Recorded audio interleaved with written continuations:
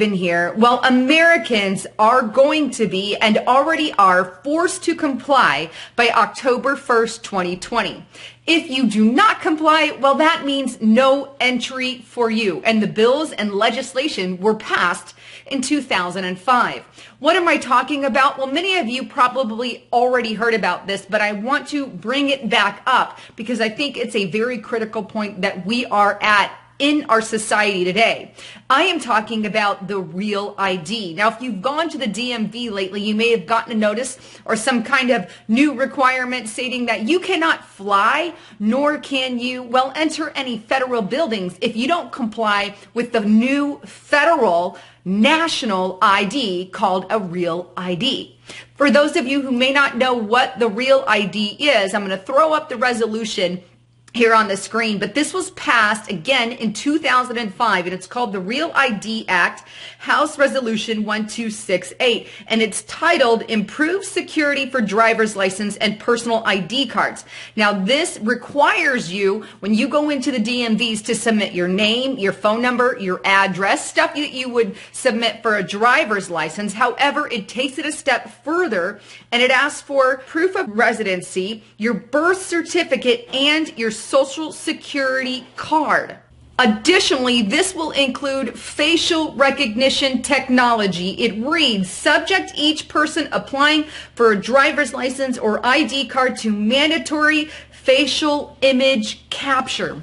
What does that mean? Well, that means that they have your face on record in a federal national database. It means when you go to the airport, you can have an ID with your face on it, and in addition to that, they'll have your face on their screen.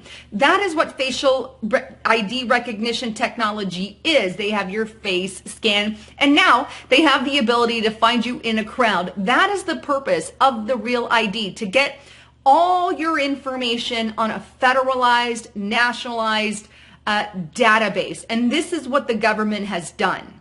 When must we all comply? Well, as I stated in the beginning of video, and as you can see in the document, we must all comply by October 1st, 2020. That means you have your real ID in your hand with a little star logo up in the corner of your ID there, showing that you are real ID and federally, nationally recognized, and you're compliant as well. Now, how are the states holding up to this? Well, check out this map. This map shows 98% of the states here in America are ID compliant, or have at least filed for an extension to be ID compliant. Green means that they're already compliant.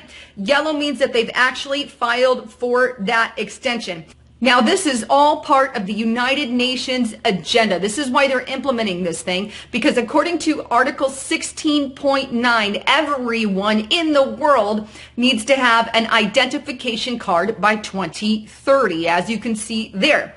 Well, this national ID no longer is it controlled by the states as we have with our driver's license, but now you become a national federalized agent, federalized person with all your personal data given to the feds. Now, what if you don't comply? What if you say, I don't want your real ID, I'm just going to keep my driver's license? Well, obviously, that's an option as well, but you will not be able to fly domestically, nor will you be able to enter any federal buildings. You can't do any of that unless you have a real ID, and you cannot fly unless you have a passport or a real ID. In other words, it's a forced compliance on the American people. And fact of the matter is, they're really pushing for it.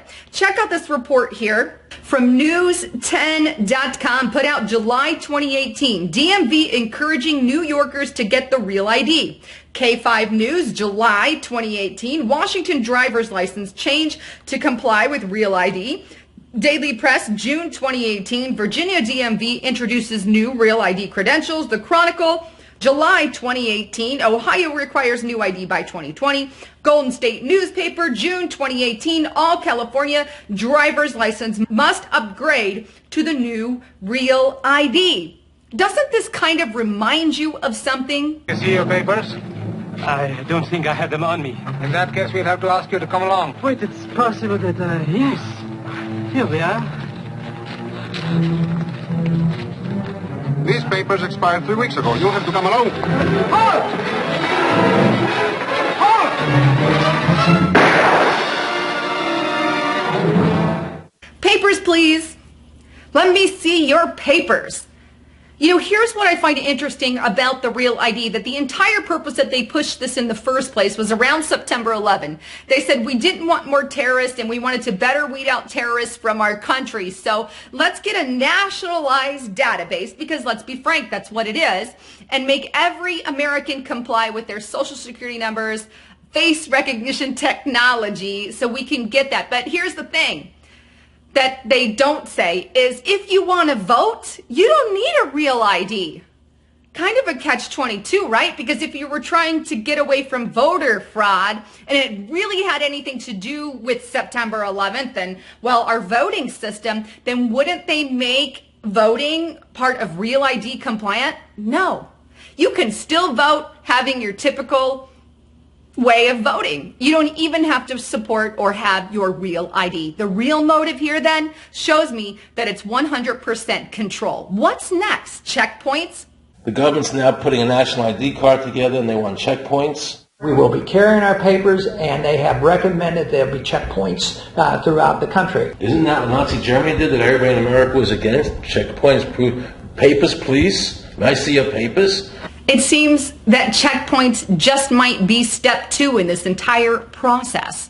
But what do you need in order to have that checkpoint? Well, you need a more federalized police force. But that's not something they've ever talked about, right?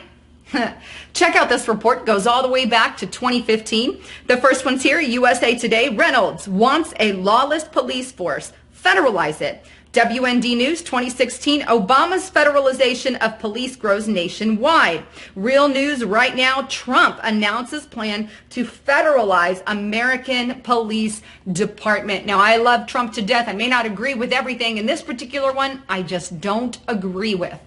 Here we have a federalized national ID system you're forced to comply with by 2020, or you can forget about flying and going into, well, public places like your federal departments there. And now they're even talking about a federalized police force.